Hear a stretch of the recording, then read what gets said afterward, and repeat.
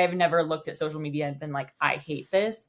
I think that it has afforded us the most insane life ever. And I'm just like so incredibly grateful and it's so in awe of what it has been able to do for us. I do think there's quite a balance, and like figuring that out took a long time, figuring out how to not be on it all the time, because you could literally do it 24 hours of the day and still have things to do.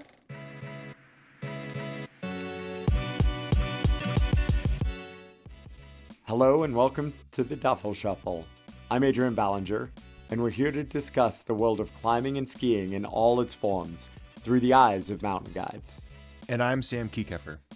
In each episode, we'll unpack exhilarating stories, share invaluable insights, and get up close and personal with some of the most experienced and passionate guides and athletes in the industry. Whether you're a seasoned alpinist or a weekend warrior, the Duffel Shuffle is your ticket to the thrilling world of climbing, skiing, and mountaineering. Join us.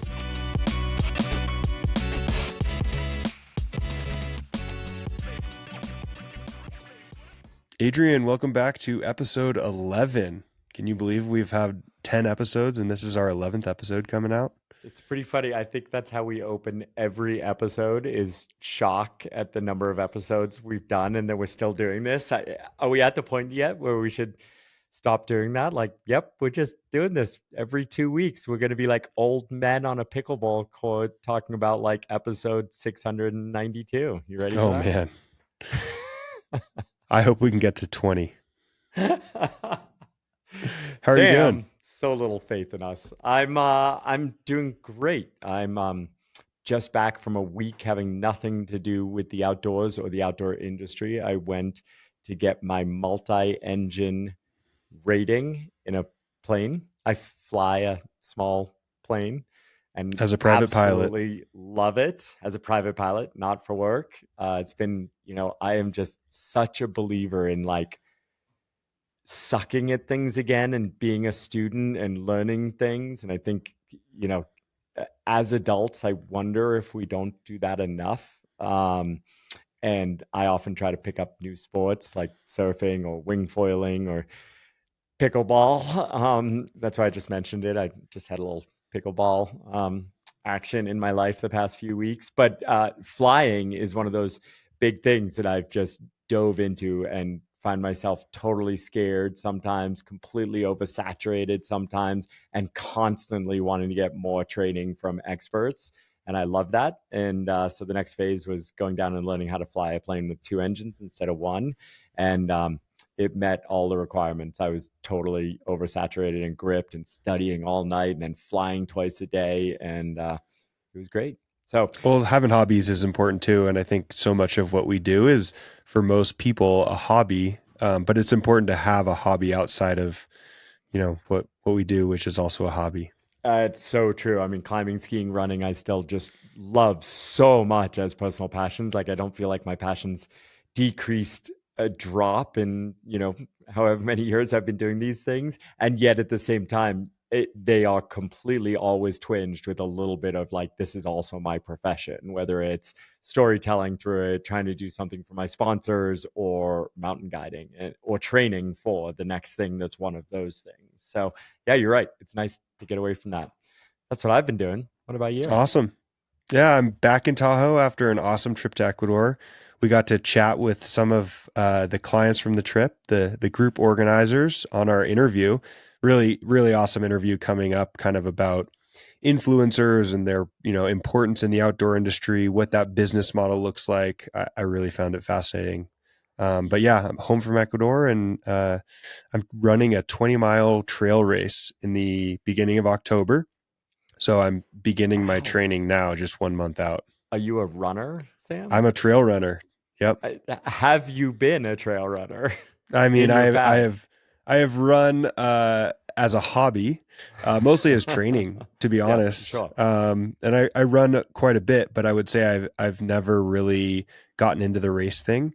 So this is my foray into trail racing. How are you getting sucked into this one? Is this a friend or a family? Yeah, good friend of mine. Wally's godfather actually works for Hoka, which we'll talk about some other Hoka employees in a minute here. But he just said, "Do you want to do this race on the Oregon coast?" They live in Portland, and I signed up. So I've got a 20-mile trail race in less than a month, and I have done zero specific training for it. Well, I can't wait to see the results. It's actually nice. I mean, I feel like, probably everyone's talking on their podcasts about the little bite in the air. The seasons are changing. It's September 4th. Like, actually, probably a great way to start building towards backcountry ski and ski mountaineering season is with trail running, right? Totally. I mean, I feel like I often trail run a lot in the spring when the snow's melting out. The skiing might be a little bit variable, trying to maintain some fitness. And then through the summer, I'm mountain biking more, getting out on the lake, doing, other activities, climbing. And then into the fall, I often start trail running a lot again in preparation for winter. So it's a natural time for me anyway. And yeah, we'll see. Hopefully I So can finish. can people follow your running performance and growth on Strava? Absolutely. Yeah. I Strava everything I do. Me too. Now that I wear Coros watches, and now that I have a watch that literally the battery doesn't go dead for months at a time, which essentially means I always have a recording device on me, and I definitely record like walks with Arrow and things like that, and Oh, and yeah. when they're slow, I blame them on him. Strava is Throw my him under the my bus. most active social media. Fantastic. Well, okay, so we're talking about running. Maybe we should start with running news. I think this our entire news segment this week kind of focuses on running adjacent Yeah, activities. absolutely. I mean, I think UTMB, big trail race, 100 miler out in France, uh, is kind of the big news of the past week. And the cool thing was it was won by a Frenchman who is an amateur trail runner, just like myself, Just like non-sponsored you. athlete winning UTMB, Vincent Bouillard. Really, really cool. And the cool part is he's an engineer for Hoka shoes, and he ran the race in a shoe that he helped design. So pretty awesome. I As mean, every so time the rad. amateurs get a win, it's a little bit for us average folk against the professional athletes. Yeah, I mean, I think it just like shot across social media, it felt like. And again, that might be because of these little that's how the algorithm works, right? Kind of like, and one of the storylines was right away that he wasn't, I guess, what we call a professional. And the the first thing I thought was like, that is amazing to put in what I think the training load needs to be to run at that level, 100-mile races, while also holding down a full-time job, even though it is a full-time job in the industry. And I'm sure at Hoka, there's a lot of understanding that your sports and activities, hopefully running, are also important to you. But it's an amazing example of of someone balancing personal passion and work and making it possible. And the truth is that is how 99.999% of people play in the outdoors. And they have to find that balance and still achieve at whatever level they dream of. So I think it is an important story in that way. And I also think, I'm obviously a sponsored athlete for Black Diamond, one of our core main climbing companies. And I spent decades trying to persuade Black Diamond to sponsor me and to join the team. But one of the cool things about Black Diamond, and one of the things everyone in the industry knows, is that their employees play as hard or harder than many of their big name sponsored athletes and have unbelievable achievements in both running, skiing, and climbing. And it's often the engineers, and I think Vincent is an engineer. um, and I just, love that about these companies, that they do encourage and support, and it's part of the culture to go out and play really hard. So cheers to Vincent. Absolutely amazing. And I think it'll be interesting to see what happens now. I think I saw an interview where he's like, sure, I'd have sponsors. Like, it's not something he's maybe against. So I think it'll be a lot of fun to see where that goes. Yeah, absolutely. On the professional athlete side, we had Killian doing his own thing in the Alps. Yeah, absolutely. And before going on to Killian, I do want to go back. You said Vincent won the UTMB. He obviously won on the men's side. On the women's side, Katie Scheid, I think is her last name, an American. Also, my dog Cat's really excited about Katie. Just quick mention, fantastic, impressive win. I believe it was a course record at the UTMB.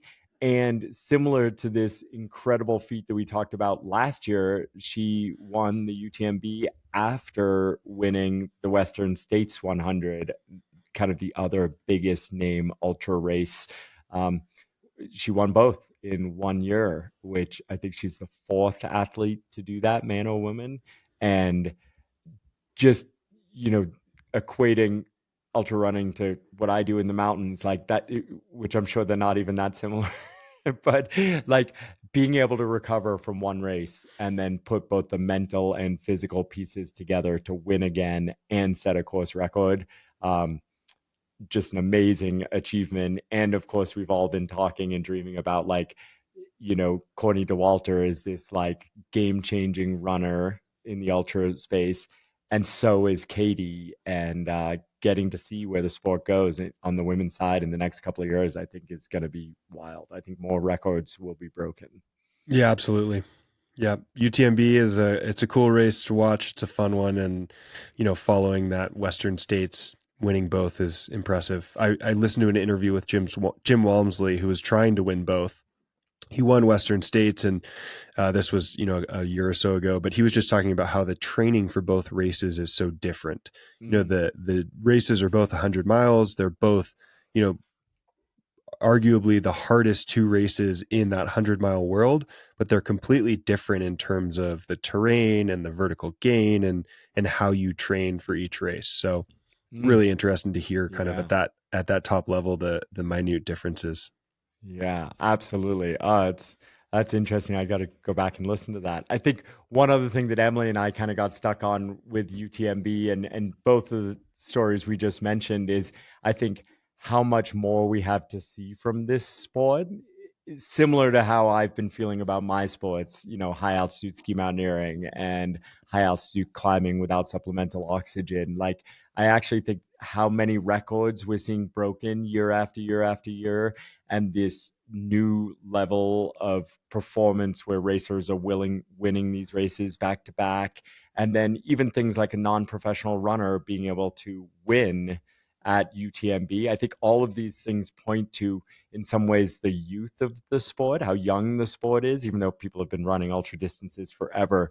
Like, I think we're seeing such new levels of performance, and I don't think it's going to stop anytime soon as more professional coaching comes in, more professional nutrition and training, more money so that athletes don't have to work a job while ultra running. That's actually been quite common. I think so many of the ultra runners that have sponsorships also work quote unquote real jobs. And I think as more money comes into the sport and people are able to dedicate 100% of their time to the sport, I'm very interested to see where the limits of human performance are. Well, we do have to talk about the man who pushes the limits of human performance more than anyone else, Killian. Killian Jornet. What did Yeah, I Killian mean, do, Sam? so Killian, completely human powered, summited all 82 4,000 meter peaks in the Alps in a single push. Again, all human powered in just over 19 days. Which, like, the stats are absurd. So he ran, climbed, hiked, and biked between peaks. He covered 75,000 vertical meters. Can you translate that for us? I can't because it's just insane. It's like, it's like 250,000 vertical feet in Crazy. 19 days. He So this is slept an average of 5 hours a night. I love that stat too. Just like yeah. putting it, of course he slept. It wasn't continuous, but he averaged 5 hours a night. And I wonder if did he sleep for 24 hours straight at some point and then he didn't sleep for a couple of nights? Like, actually, I'm sure we'll see a film or there will be more information. I think I saw a thing that said he saw every single sunset and every single sunrise. Oh, which is I pretty cool. love that. I think we also can't take away from this like the risk involved. The Alps are a smaller, lower mountain range. They top out at under 14,000 feet, except for maybe a few like Mont Blanc and things like that. But yeah, they're all lower than what we would consider high altitude. Um, and yet at the same time they have really active glaciers. They often have rock fall. The climbing can be quite technical as compared to what we do in other mountain ranges. um, they're all arguably falling apart because of climate change and the heat we've been encountering for decades. And so climbing these peaks was also taking a lot of decision making and a lot of risk management and mitigation while being exhausted, while trying to set a record, and while just being completely crushed physically. Yeah, I mean, I think Killian said it was the most demanding thing he's done physically, mentally, and technically. Um, which is just, yeah, I can't even imagine it. I think it's one of those funny things. We were talking about this before we got on. Like, you of course, you compare it to the previous record of doing all of these peaks, which was, I think, Uli set a record at some point. Uli Steck at 60 something days. That might have been broken at 50 something days. But the funny thing is, this was 19 days, so a fraction of those times, and it was biking, hiking, and running between the zones. And we're talking about mountains in 4 different countries, like an entire mountain range, instead of driving or taking trains between. It just is such a level up. And that's what Killian, it seems, has been doing in running and climbing and in some ways ski mountaineering, for two decades now, 15 years now. And he's still doing it. So chapeau, Killian. Wow. Leading the charge of pushing the limit, that's for sure. Absolutely. And I do love that, Killian does speak quite a bit to climate change, to it being a existential threat to us as humans and to the planet. Um, he's also a pro athlete, and so of course he travels in jets and things like that, and he gets just an unbelievable amount of abuse for his travel, while also his personal stance on things like climate change. And I do love that, like, this achievement, it was different. It wasn't in the Himalaya. It was close to home. It did have this like fuck you statement of it, like, fine, I'll ride my bike and run between the peaks. Like, eh, every athlete, every person on this planet is making compromises of how we affect the planet and what we choose to do to try to help. But this achievement is also a statement, and I think he should be very proud of it. I'm sure he Absolutely. is. Yeah. Hopefully he's sleeping though right now. Actually, hopefully he's taking care of his kids and his wife Emily is getting Yeah. a break. So sleeping and taking care of his kids. And I'm sure he is. We have one more, right? Yeah, the Grand Teton FKT was just broken. North Face athlete Michelo Sunseri. Pretty cool. I mean, that record was held by a local Tahoe folk, Andy Friend of Anderson. ours. Yep. He was a climbing ranger in Grand Teton National Park for a number of years, and I think his record was 2 hours and 52 minutes, which is absurd. It's 7,000 vertical feet from bottom to top and back down, and the record was just broken at 2 hours and 50 minutes. So interesting. That was a record that was held by him for quite a number of years now. I think he set that in maybe 2016 and actually got the record from Killian.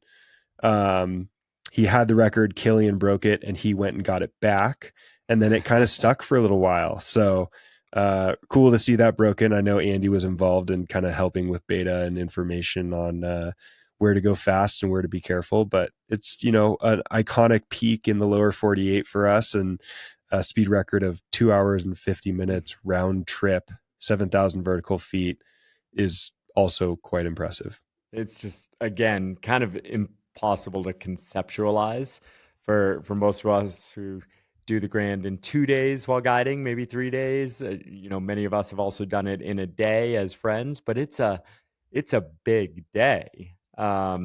and distilling that down to under 3 hours is incredible. I think we should definitely add on our list. Actually, let's get Andy in here and ask him about the sport, if it is a sport, The sport of have, FKTs. having an FKT, what it means. Is it up and down or only up? How do you decide which one of those it is? And I love that it sounds like it was collaborative to essentially breaking the record, which is something I've heard a lot about FKTs in the mountain running world, that people are proud, happy to have the record, and also so stoked to see it broken by the next generation. Absolutely. That's pretty cool. And would you say the grand record is the most important in the US? Oh, that's a good question. I mean, I think the FKT thing really like had its moment during COVID, where like all these races and travel was locked down, all these races were canceled, and so FKTs were like the thing. And I think the Grand is one, but I wouldn't say it's necessarily the one. And I think that's what's cool about FKTs is you could have a through hiking FKT or a, scrambling rock climbing FKT or a peak FKT. And, there's different people that are going to be better at different FKTs. Mm-hmm. Absolutely. You're going to set any FKTs during your 20-mile trail running race? Absolutely not. No. Fastest Excellent. known time for me. The fastest known time thing, I think we will be seeing a lot more of it. I might have mentioned this on the pod before. For almost 2 years, I've been consulting on an FKT project in the Himalaya.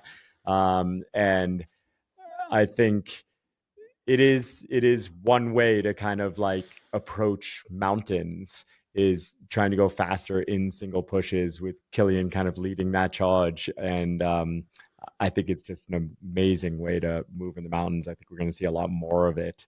And they're fun. They give us benchmarks, they give us things to try, and they inspire. So excellent. Well, you mentioned already our upcoming interview and guests. I just want to throw out as well, if you've listened to this point in this episode, don't drop off our conversation with the Adventure Addicts and learning more about the influencing world in the outdoor industry, what it means.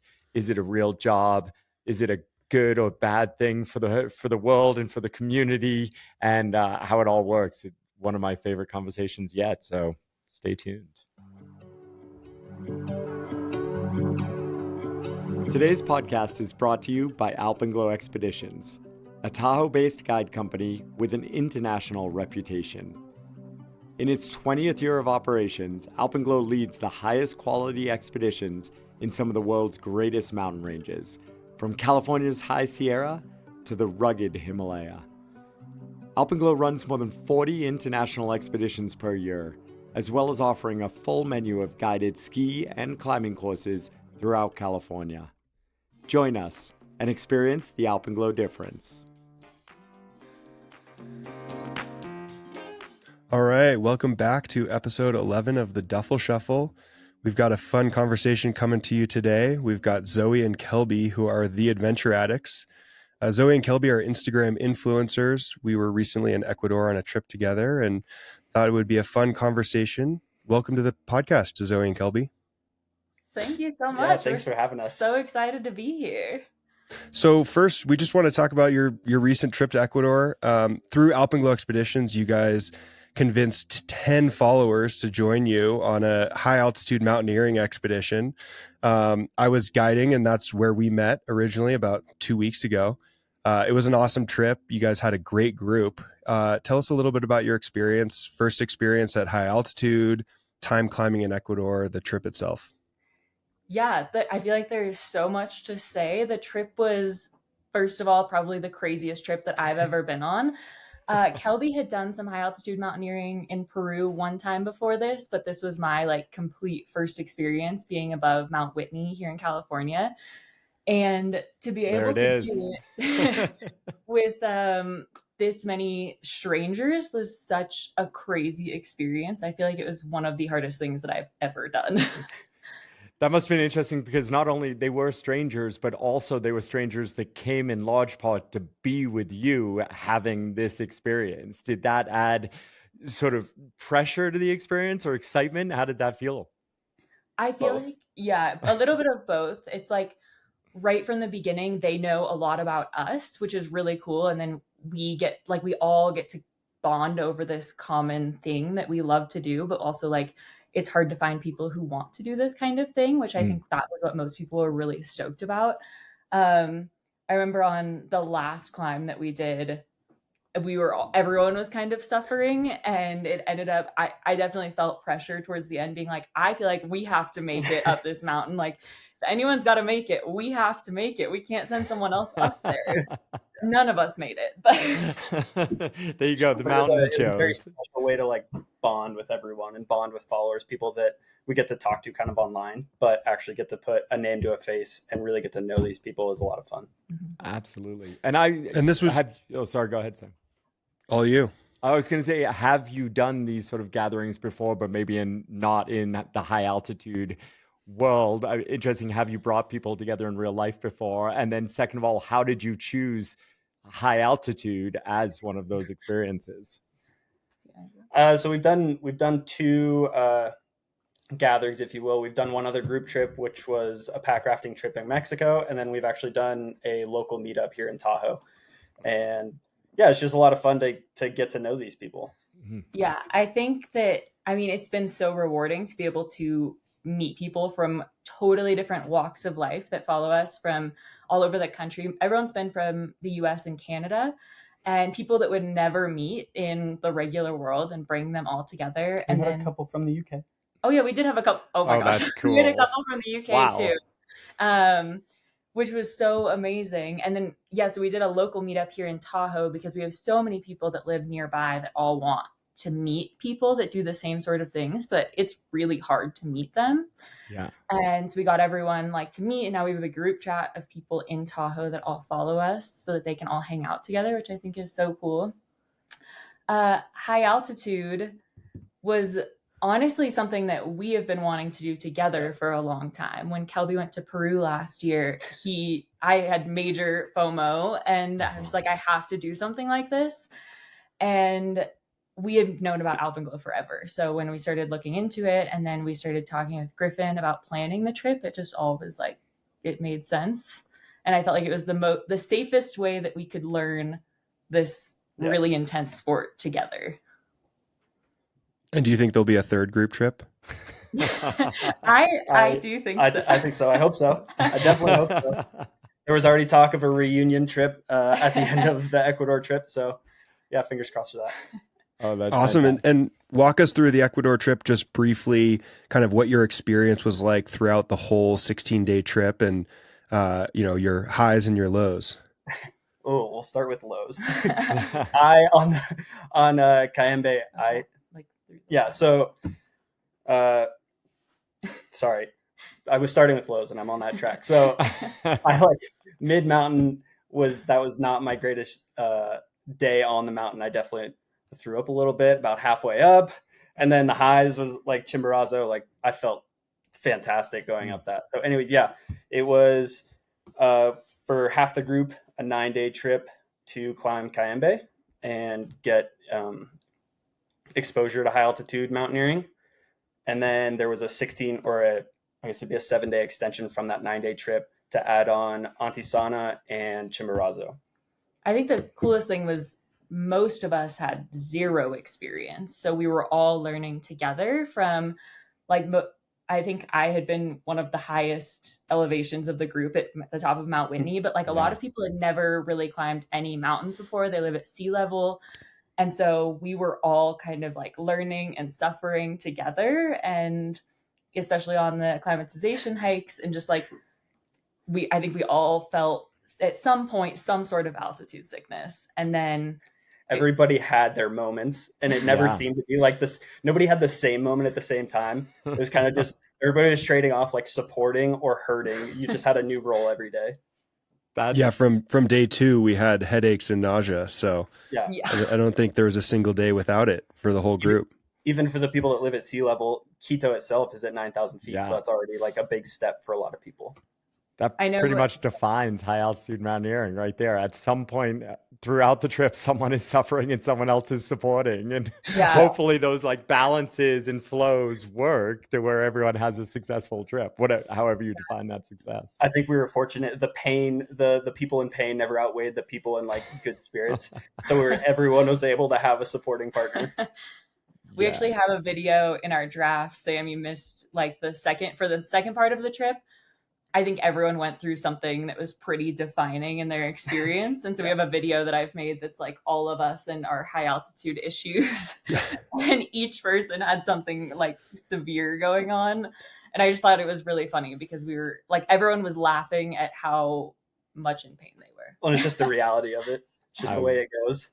I love that. I mean, you probably don't know, but I have this like very passionate love for Ecuador and our trips that we run there. And one of the reasons is that Ecuador was also my first high altitude experience. And when I went to Ecuador, I hadn't even been out west in the United States yet. So I had never been above like 6,000 feet, which is Mount Washington on the East Coast. And I got invited on this trip as a 17-year-old. And I went, and there were all these like 50-year-old gray-haired people on the trip. And I'm like, I am going to crush them.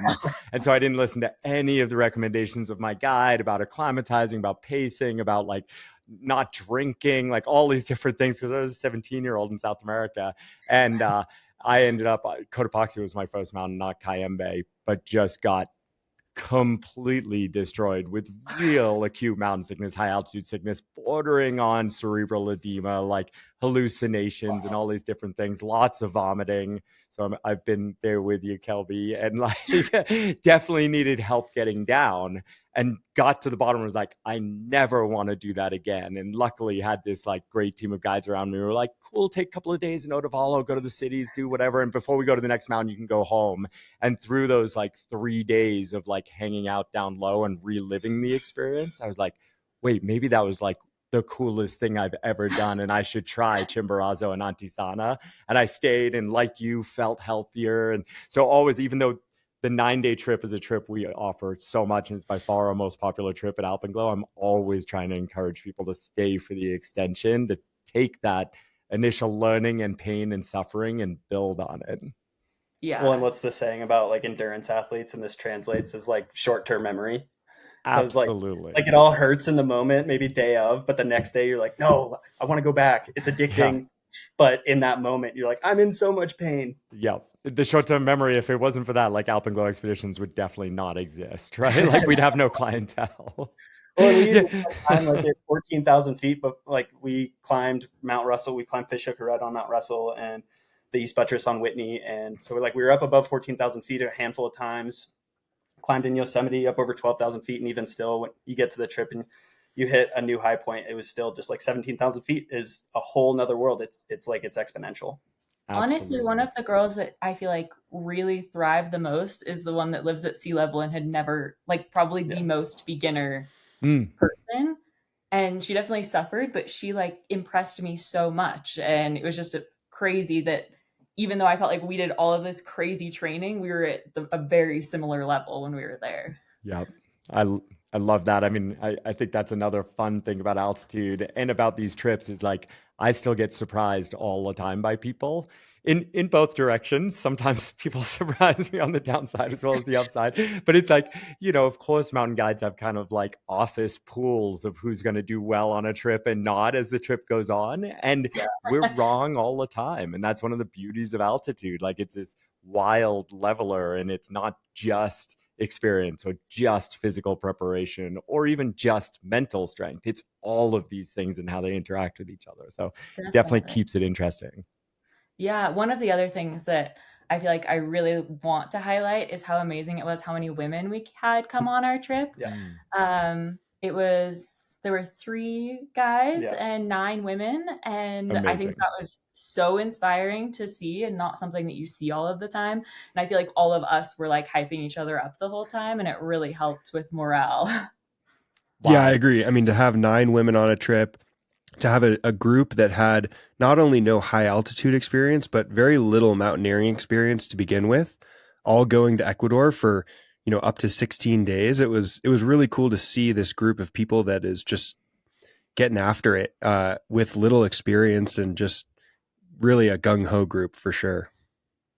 Yeah. Is a really solid group. I'm so excited because we're all going to hang out in the future now. That's great. And it's an interesting point you bring up. I mean, of course, we, constantly endeavor to have more women in the outdoor industry, more women as mountain guides at Alpenglow expeditions and throughout. Is it something your feed, like, does your feed skew female? Does your audience skew female? Is it something you focus on to try to encourage women to get into the outdoors? How does that fit into your mix? It does. I think across all Instagram, YouTube, and TikTok, it's about 65% women, 35% men. And honestly, the women are the ones that are the most engaged. They're the ones that are like asking the most questions, super curious. I feel like I've probably also tailored that because a lot of our content does talk about like my favorite clothes and like gear that I use that I think is really beneficial as a woman who loves being outside. Which I think is so amazing. I think most of our DMs are probably also from women. Yeah. Yeah. So let's switch gears a little bit into kind of you guys as influencers. How did you get into your channel and get into influencing? Well, it all kind of started by accident. We were kind of between jobs. We had both quit our jobs and went to Sedona and actually helped her family build a house. And then while we were unemployed, I guess, we bought a truck camper, we moved into it, and we were like, well, let's travel for a little while we have this time off before we get back into our regular careers. She started a little Instagram page to kind of chronicle our travels. And from there, it just like kind of snowballed. Wow. What year was that? That was we started the page in 2021. All right. May of 2021. Was it called The Adventure Addicts then? Did you kind of have the name? Yep. Yeah. We thought about the name for a long time. We went back and forth for a long time. And that was what, honestly, I don't think we thought that it was going to stick, but it was like the best thing that we could come up with at the time. We're looking at YouTube and looking at Instagram, like who else has this name? And there's like a couple pages that maybe had like 100 followers. And we're like, well, we'll give it a shot and see if it's actually anything. Yeah. I think at that time too, most of the stuff that we were doing was just like hiking and a little like backpacking a little bit, but I think we've developed more of like the adventure since we've had the page. Well, and we have a lot of we always have, but we have a lot of hobbies that like we're not exceptional at any. I'm not exceptional at anything. Pretty great at a lot of things, but like it's kind of that like jack of all trades, master of none. We do a lot of things. We do like climbing, mountain biking, skiing, snowboarding, whatever. And anytime something's thrown our way, it's like, let's try it out. So.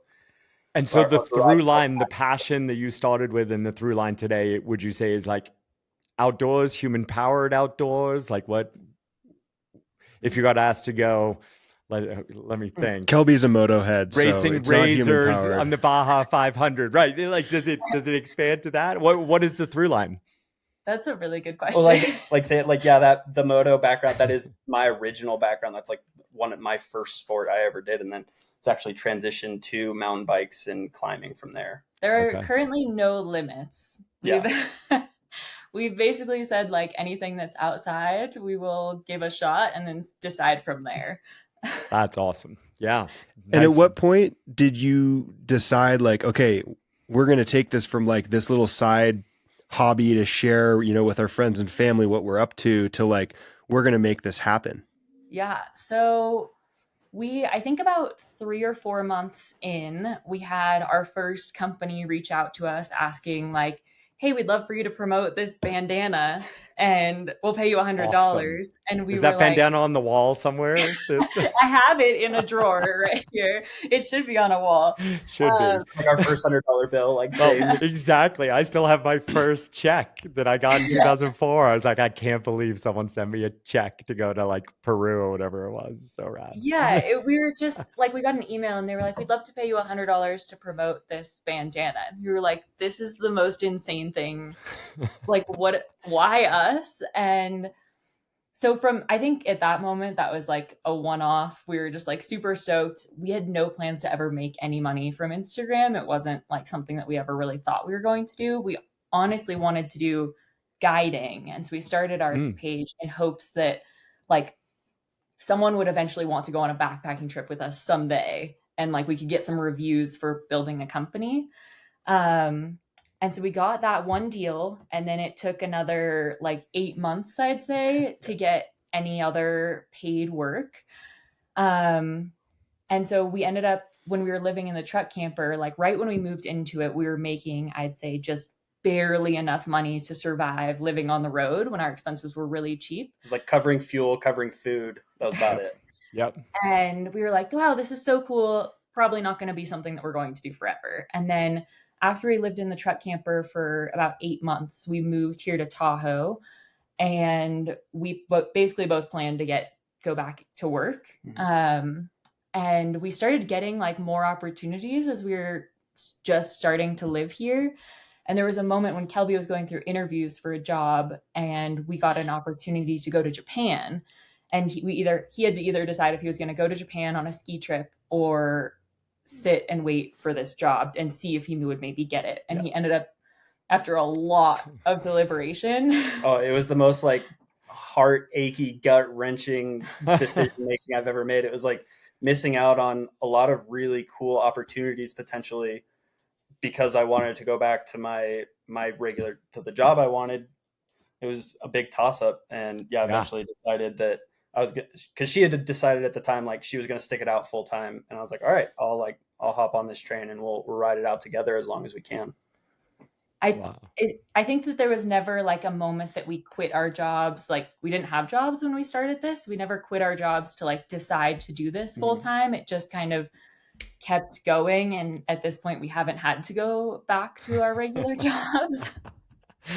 Amazing. And so you've mentioned a few times your regular jobs or your former jobs. Could you both tell us what you did previous to this? And and business, do you have business degrees, marketing degrees, any sort of marketing background? How does that side work? So I since the day I graduated high school, I was a firefighter for about 5 years. I worked for San Luis Obispo County Fire and then Cal Fire. Awesome.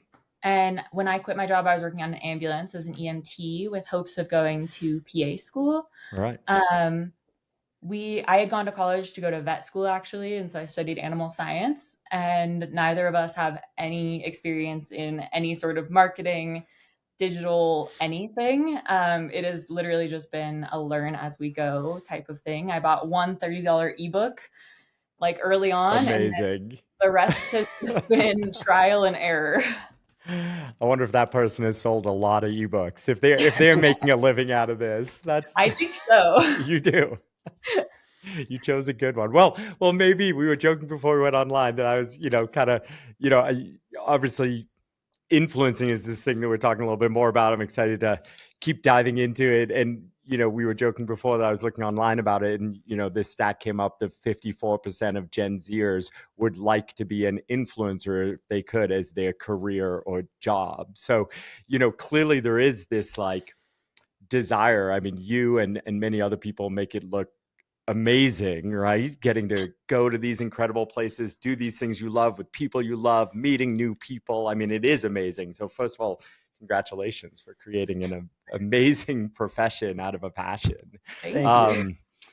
Yeah. And then it's also, I think, sometimes it's a dirty word in our industry, right? Or at least in some core parts of our industry as these sports get more popular, as perhaps more people get outside with less experience. There are some challenges in that. Certainly in my sort of like pro athlete world, there's some discussion like, believe me, I am very clear that we are all influencers. And if we're not, then we don't deserve to be making a living. But there is potential negatives to what we do, and also a lot of shit talking. So I'm interested in your perspective. Like, what does being an influencer mean? And, how do you weigh those positives and negatives? Yeah, I think that it's something that we've gone back and forth with the whole time. I mean, when we started telling people, like when we started telling our parents even what we were doing, they were like, are you sure? Like, this is kind of weird. Well, like our parents didn't grow up in a generation where this was even a possible career path. So just like absolutely, my parents just like not even an understanding of what we were trying to do. Yeah.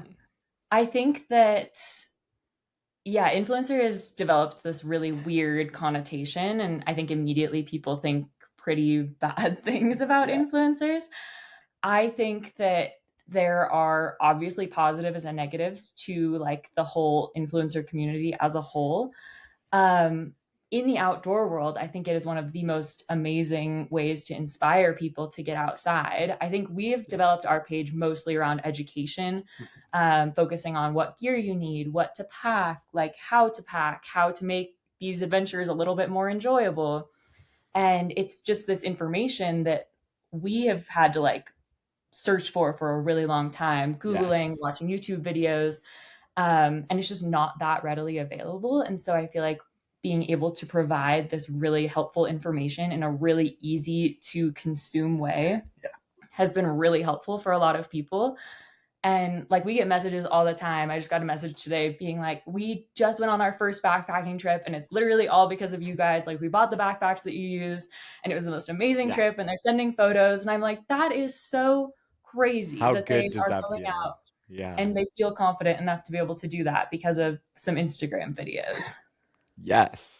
It's amazing. And it's real, right? You are like broadening, opening that door a little bit wider to encourage more people to have that confidence, to try and to have enough information.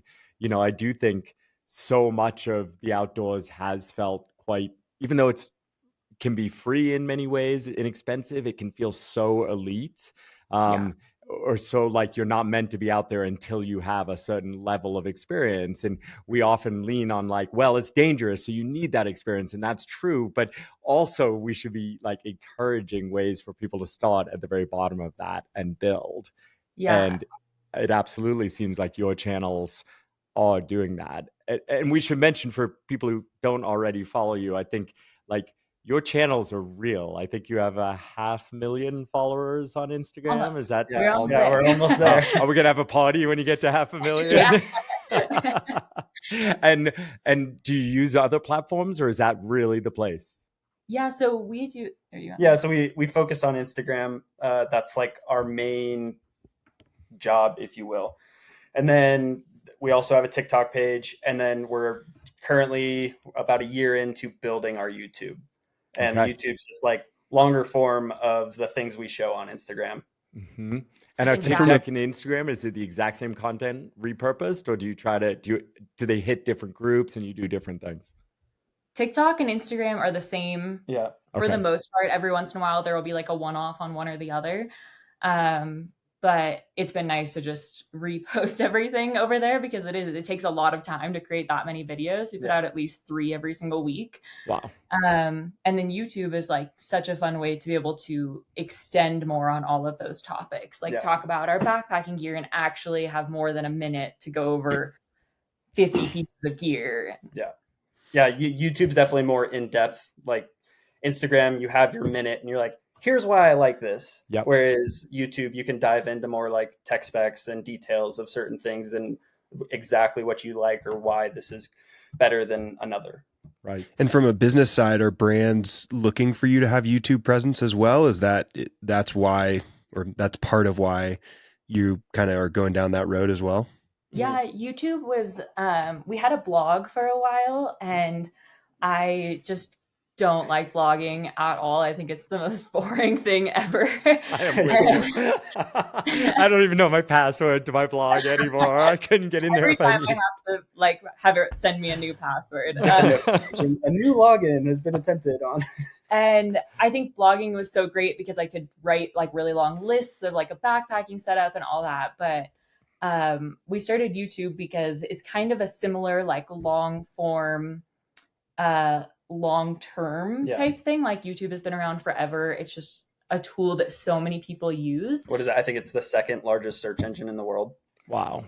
So it's not going anywhere anytime soon. So we wanted to start diversifying that, and hopefully like one, YouTube does pay AdSense, which is a really great little like tiny amount of income that comes in every month. And then more, I think we've actually recognized recently more brands have been asking for YouTube than Instagram, which is really interesting. I think that they just see that video could be watched for years and years and years and years, whereas our reels have a lifespan. Yep. Yep. So we've talked just a little bit, you've touched on kind of the business side of this in some different ways, but you said a minute ago, we make 3 reels a week or 3 videos a week or that kind of thing. Like, I think that's an interesting side of it. Is this a real job? And like, is it hard work? Like, how much effort do you have to put in? Tell us a little bit about that side. Sometimes I would argue it's more than just like a full, like one, like it's more than a 40-hour work week is how it feels. We have 2 people working. There are 2 of us working. But like it's Yep. it's odd to explain because like it has afforded us a very free lifestyle. We get to get out and do a lot of things, but also all the things we love to get out and do, we're making content about. Yep. So it's like you're working, but you're not working at the same time. Luckily, we're like doing what we love, but it is a job. And then we do spend a lot of time at home editing videos. Like a YouTube video, I'm self-taught in filming and editing, and Wow. it takes me the better part of a week just to put out one video. Yep. And then you. Yeah, I will say it is my like 100% dream job. Like, I think it's Yes. the most amazing job that we could have ever asked for. It wasn't, it definitely at first was not Kelby's dream job. Took me more time to love it. But I've always thought that it's like the greatest blessing. I do think that it is way more work than I think that anyone really recognizes. Like, we just left for 2.5 weeks to go to Ecuador, which was amazing. We are the whole time that we're there creating things, and we have like a set number of things that we have to come back with. And then we get home and we have all of the like Just thousands of inundated with emails and bet. DMs to respond to. And we had to make videos for while we were there before we left so that we would have plenty to post while we're and that trip was so busy. Yeah. And then we don't have a manager or anything. We answer all of our own emails, all of our own DMs. That was going to be one of my questions.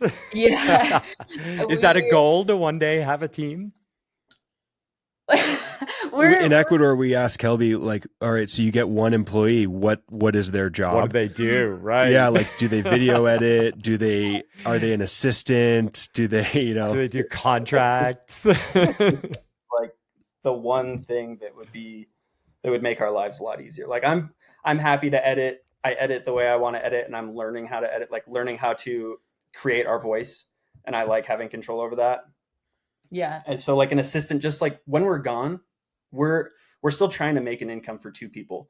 So whether it's this Ecuador trip or we go out of town or we go backpacking for 3-4 days, we're potentially losing out on partnerships a lot in that time. We can come back and be like, oh man, we just missed 4 opportunities. So having an assistant that's able to respond to those emails in a timely fashion is, I think, one of our biggest wishes. Yeah, we have definitely considered managers. We've talked with managers. It's definitely something that's like on our radar.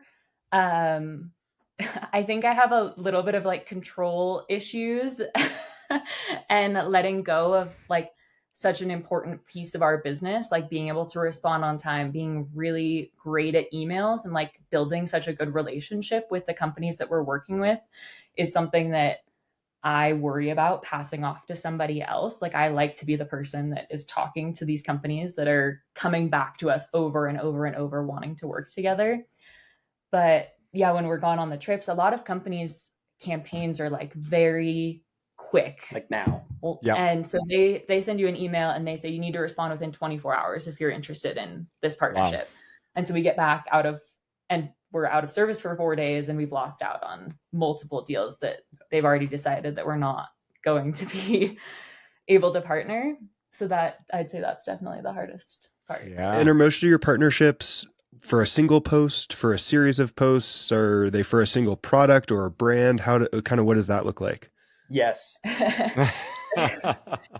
The large majority are one-off campaigns. Like, a company has one product that they're interested in promoting, whether it's a new launch or it's like coming into summer and they have a specific cooler that they're trying to sell. Like, they come to us wanting a specific thing. The partnerships we love the most are the ones that come to us and they say like, hey, we want to work together for the next 6 months. Yeah.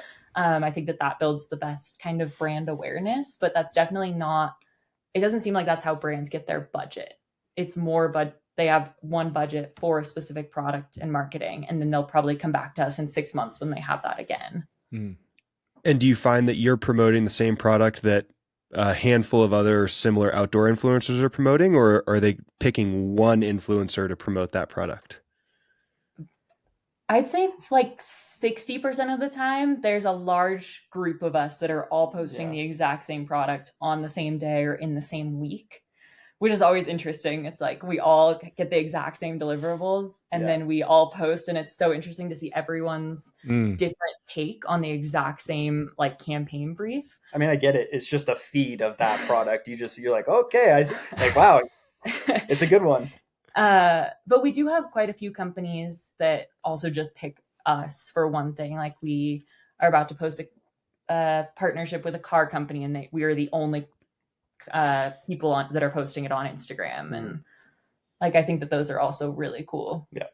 And so is the community of outdoor influencers, do you find it to be collaborative? Do you have like self-help groups? Do you have like WhatsApp threads of like, how do I do this thing? Do you talk about contracts? I'd say that it's a very supportive community. I haven't really experienced any sort of like negativity. I think everyone is just so stoked that we're all able to do something that is so cool. And we've actually, a lot of our best friends do the exact same thing that we do now because we've met them through the internet. Well, like it's a rising tide floats all boats. Absolutely. And that's kind of the general mentality. Yeah, I think that like I know that there are like group chats and different things where people can talk about like how much you're charging and, hey, I have this really weird ask. Does anyone have any input on this? And I think that that's been really helpful to learn from other people because we're all just guessing and there's not really any strict rules for what we're doing. So the best way that we can all learn is just by like figuring out, hey, how did you work with this company? What was it like? Did they have a good budget? Like that kind of stuff. Yeah, makes sense. And do you like everything you promote, or do you say no to a good deal of stuff? Like are there any categories you're like, we're not doing, I don't know, alcohol or something like that? Like, do you have any? Yeah. We do. Like at this point, yeah, we love everything we promote, and we do say no to a lot of things. I think there was a point early on that like when we were really, really small, I think it happened once actually. There was one product that we were like, oh man, I kind of wish we hadn't, and that was when we were really small. But come on, now you gotta tell us. Don't make me look through your whole feed. Oh my god, you'd have to scroll years back. But I think it was like a clothing company that we got it, and we were like, I just don't know. But I think it was maybe like our second or third deal, and we were just so excited. Nice. And I then think mine might. I got to tell mine too. Since have you guys ever heard of something called Soylent? It's kind of a play on like Soylent Green, that whole like movie thing. But essentially, it was a food that theoretically this group of tech bros, we'll call them, like came up with so that they could never leave their desk. And they decided a great way to promote it would be like, I should take it to Everest and only eat it on Everest. And they like paid a lot of money. I lasted, like 3.2 days and was like, what are we talking about here? This stuff is terrible. Oh no. And the spinoff was AG1. And the spinoff was AG1, exactly. And now we all love it. But since then we've like that drilled into us that we don't want to do that. Yeah. So we're very particular, and like our audience at this point, we have like deep-seated followers that they trust us, and there are many times where the second we post about something, they're like, oh, I've been looking for that. The one that you chose is like the one I'm buying, and I'm buying it today. So we've created a lot of trust in our followers, and it's, I think, in part because we are very intentional with the products we choose to promote. Yeah, the vast majority of products that we get in our inbox, we say no to because it just either doesn't fit, like it doesn't make sense with what we do, or it's not something that we would use on a regular basis, or it's not high quality. Like we are really picky about only doing high quality products that are going to last someone, because someone will remember if they buy it and that we're the ones that convinced them to buy it. Absolutely. which is definitely quite like a privilege to be able to choose between those now. But it's really, really benefited us. Like, I love when people are responding to our DMs and they'll be like, I just bought this shirt. I wore it on my first hike today. I love it. Thank you so much. Like, that's what we want. Awesome. We don't want people unhappy. The amount of girls in the group on the Ecuador trip that all wore the same shirt on any given day because of the shirt that Zoe has. Like, you just look down the line, you're like, wow, you're all wearing the same sun hoodie. I love that sun hoodie. It is really cool. I mean, I feel the same way as we see like our clients at Alpenglow starting to shift from, you know, a former sponsor that I had, Eddie Bauer, to Black Diamond today. And like, it's just wild, that trust that you do build with people, where suddenly you see 70% of a group wearing these things you're recommending. And it does have a real responsibility to it too. And I think I'm sure that's part of why your feeds are so popular and you have such a strong base, is that people do know you're coming from an honest place and you're recommending things you do use and you want people to use and that they're going to be psyched about, and you care whether they are or not. Yeah, definitely. Do you guys have category exclusivity issues with, like, you know, if you're promoting one brand, you can't, you know, promote something else in that category? Does that become a challenge for you, or is that is built into, I'd say, like 80% of our contracts is some sort of exclusivity. Sometimes it will be for 6 months. Sometimes it'll be for just like 3 days on either side of a post. But I think it is something that we do naturally anyways, because once again, it is building that trust. Like, for clothing companies, I don't think that it's quite as important because we wear so many different clothes. Like, every single week you're wearing different brands of clothes. And it's because there are so many good ones. It's not just... There's only one, guys. The root of the difference between athletes and influencers. But if we promote, like, so we use an eSIM for when we traveled to Ecuador. We've used it for years. We've used the exact same eSIM. We've actually worked with them since we've been using their product. And then there will be other companies that will reach out and want us to promote their eSIM also. And I'm like, I'm sure that eSIM is probably great, but it wouldn't make sense if we're promoting 2 eSIMs within the span of even 6 months, because it's not the one that we use. So sometimes companies do pay extra to have exclusivity. But honestly, it's built in a lot of the time. And that's a whole nother area. I mean, of course, what you've done is you've started a small business and you had to learn everything from marketing yourselves to contracts to, you know, deliverables to shooting to editing, all these things, which is amazing. From the contract side, like things like exclusivity, like how did you learn to do your own contracts? Or She's really, really smart. I am still learning, to be honest. The contracts is probably one of my least favorite things because you do have to read every single part. And a lot of it I've just Googled and decided that didn't make sense. And I had to have them take it out, or I call my mom and ask her. And it's just been like a long period of learning. But it's hard.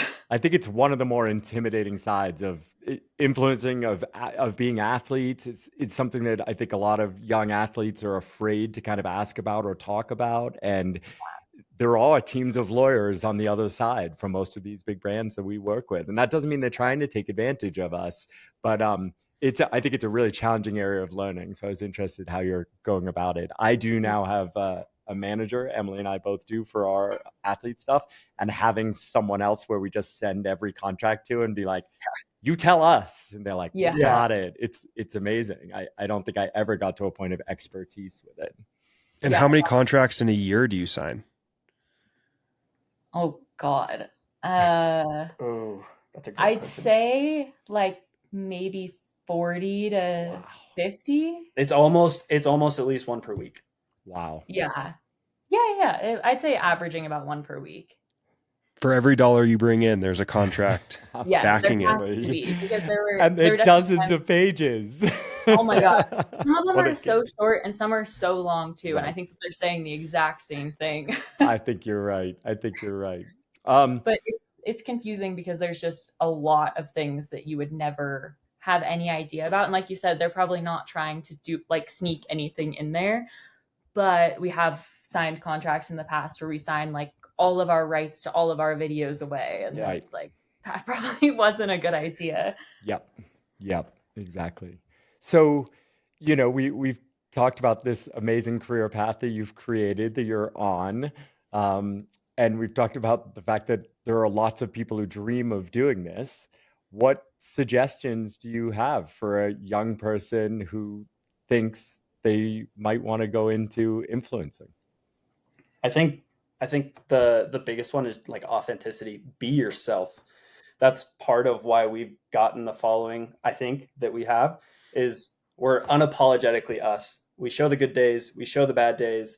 We are who we are. Zoe posted a picture. I'm trying on new climbing harness last night, and I'm also making dinner at the same time. And Zoe's got like in the kitchen in a harness, like trying to decide, but also trying not to burn dinner. So it's just like, just be yourself. People want to feel like they know you. People want to feel like your friend, and I think we've done a good job at that.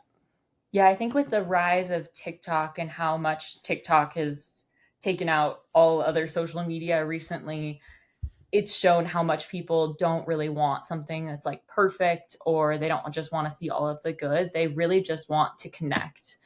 And so like talking to the camera, that was one thing I swore I would never do, is talk to my phone.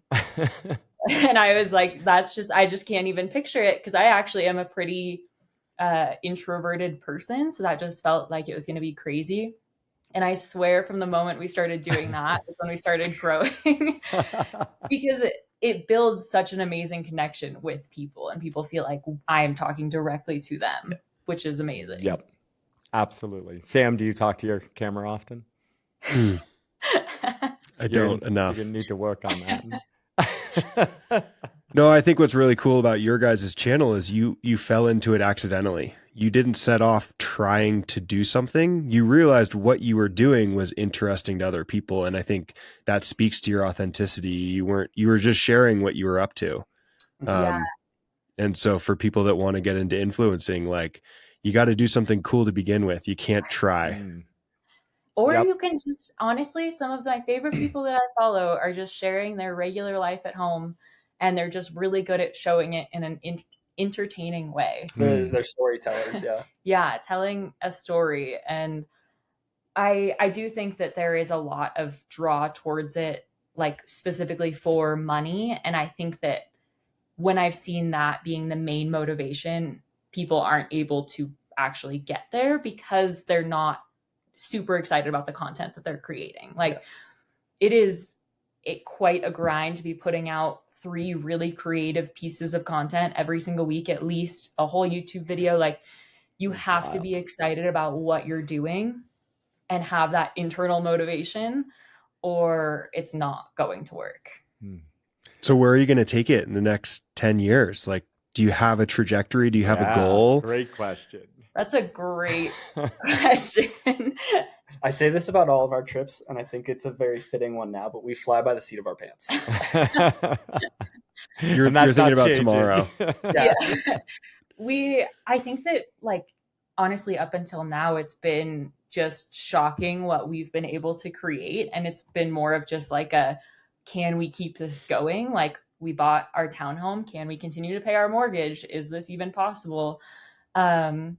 And right now I feel like we're in a very happy place of just like, we're in this really amazing like freedom and enjoying life. And I have no idea where it's going to go, in all honesty. I hope that we build our YouTube channel, and I hope that we do more group trips. But we will see. Awesome. And have you, at this point, do you love or hate social media? And do you love or hate your phones? Asking for a friend.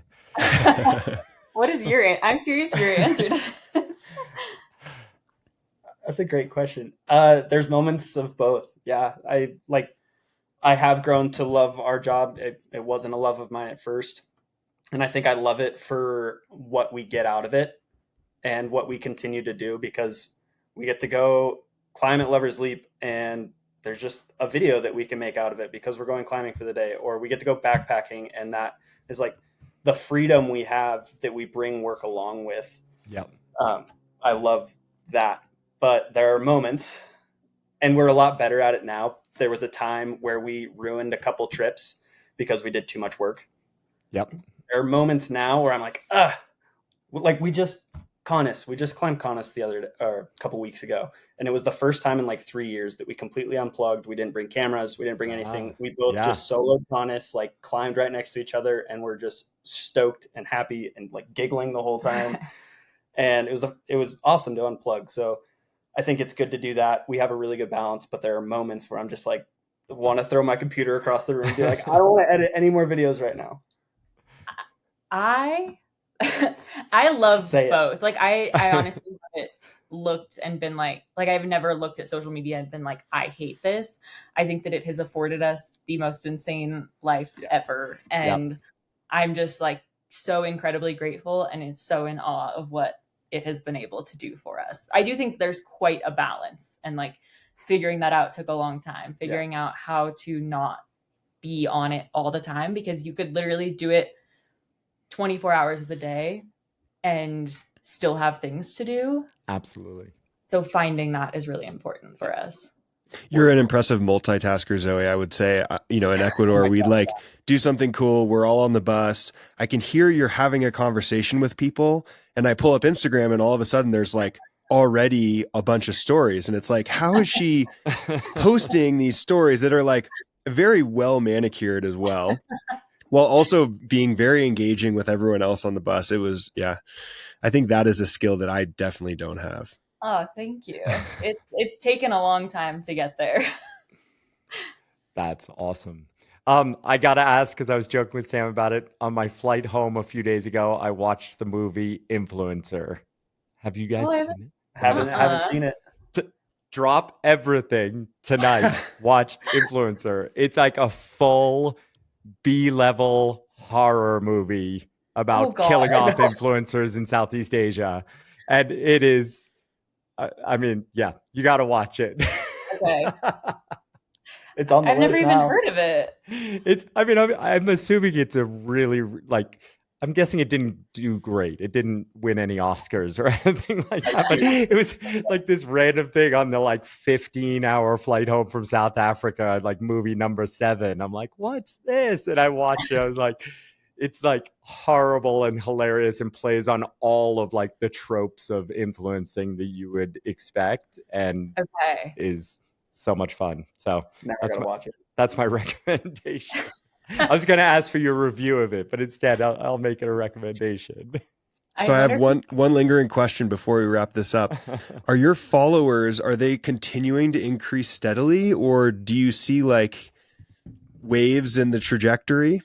Oh, it's totally in waves. It's like it goes up really fast and it'll stop for a long time, and then it'll go up really fast. And typically that's just because there's a video or a handful of videos that are like doing really well. You can actually see on Instagram what video, like how many followers you get from each video. So it's really interesting to watch. Like there are certain viral videos that will bring in a ton of followers, and then it'll kind of stop for a little bit. Yeah. So you guys are just shy of 500,000. When's the 500,000 party? It could literally take like 2 weeks, or it could take 5 months. Wow.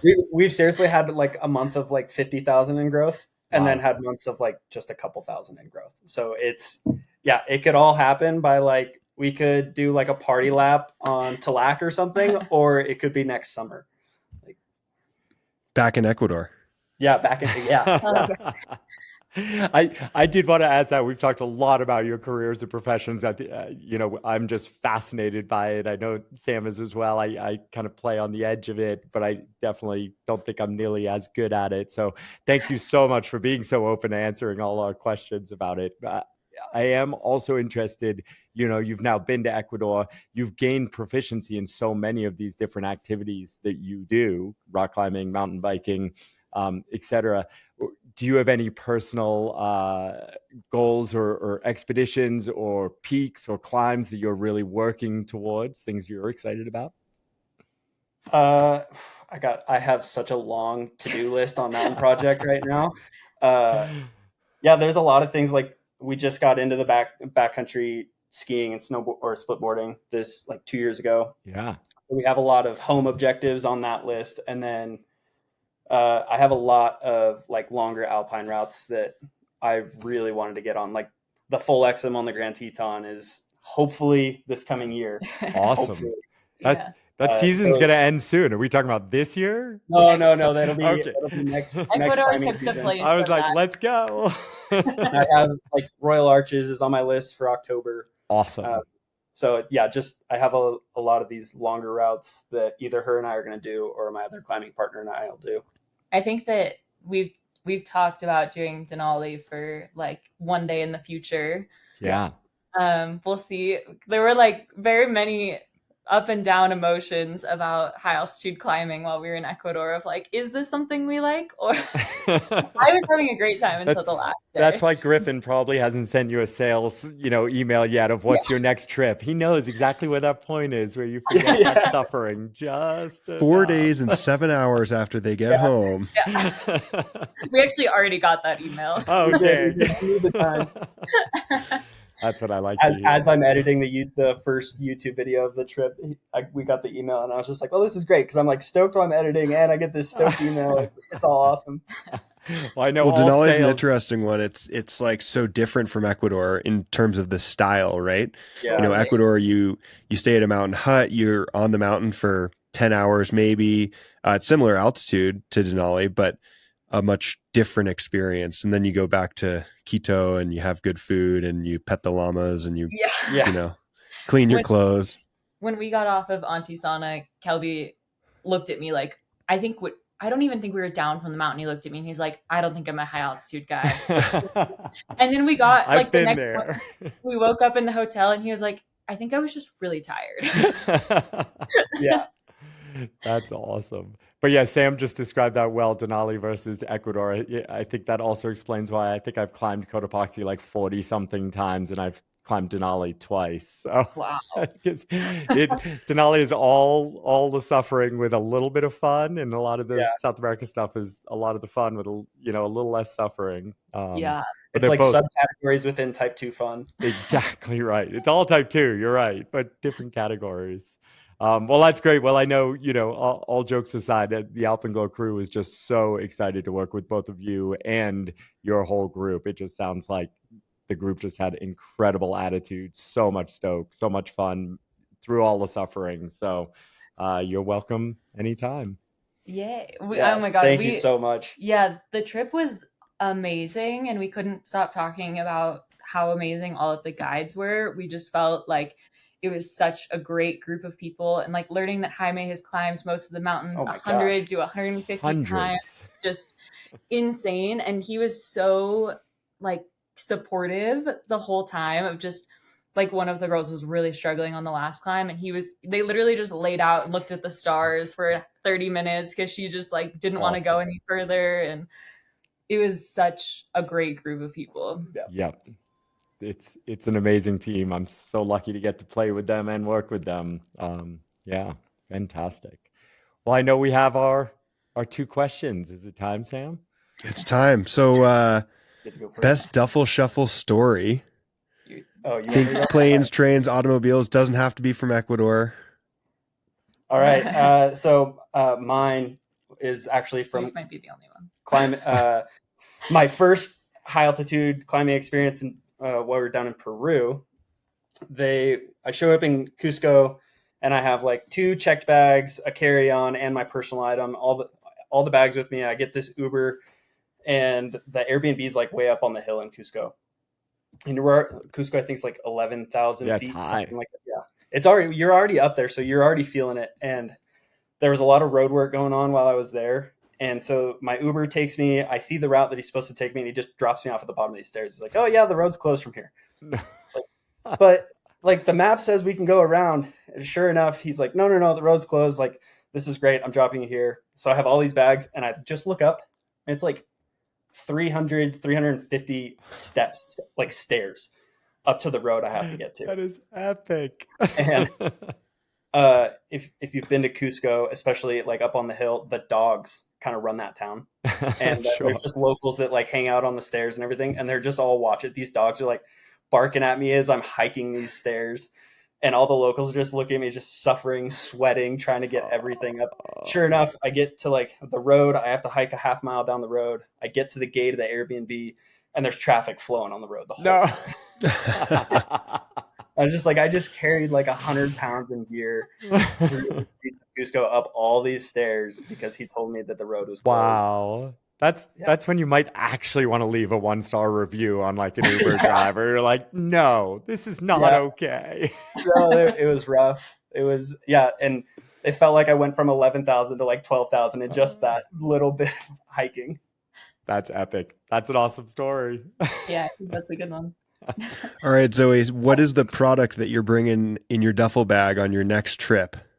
Something you didn't bring to Ecuador. I am bringing Nerds gummy clusters. Ooh, wow. I agree.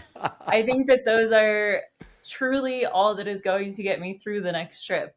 This time, on both of the mountains, on Chimborazo and on Antisana, I lived off of sour gummy worms, but they didn't quite hit the same. Yeah, Nerds gummies are, they're the way to go these days. I didn't even know Nerds made anything but like Nerds, the little things that come in boxes. Oh, They've yeah. branched out.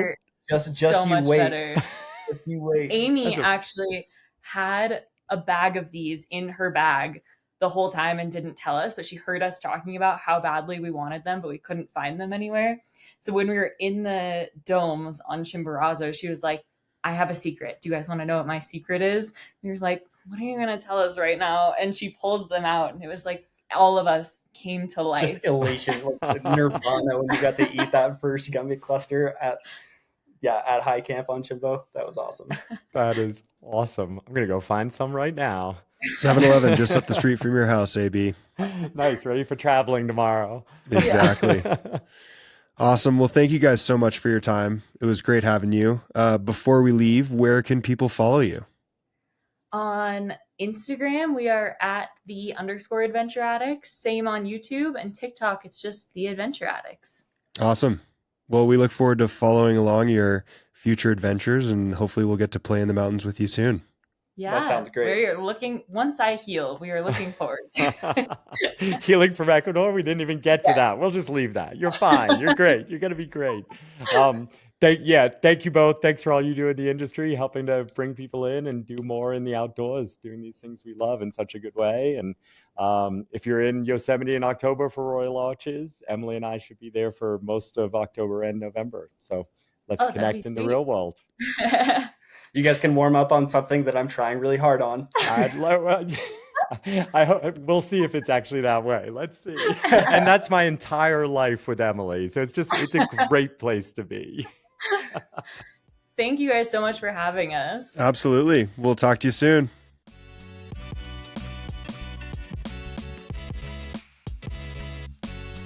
We hope you enjoyed episode 11 of The Duffel Shuffle with Zoe and Kelby, the Adventure Addicts. We loved learning more about the world of influencing and the important role it plays in the outdoor industry. If you enjoyed this episode, please subscribe on your favorite podcast platform, rate us, and leave us a review. Your simple support will help us keep this podcast going.